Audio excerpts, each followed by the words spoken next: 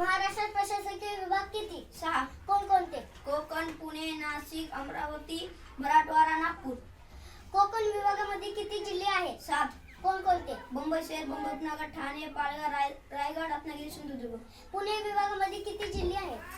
5. कोणकोणते? पुणे, सातारा, सांगली, कोल्हापूर, सोलापूर. नाशिक विभागामध्ये किती जिल्हे आहेत? 5. कोणकोणते? नाशिक, नंदुरबार, धुळे, जळगाव, अहमदनगर, दुसरं नाव आयल्यानगर. अमरावती विभागामध्ये किती जिल्हे आहेत? 5. कोणकोणते? अमरावती, अकोला, बुलढाणा, वाशिम, यवतमाळ. मराठवाडा विभागामध्ये किती जिल्हे आहेत? 8. कोणकोणते?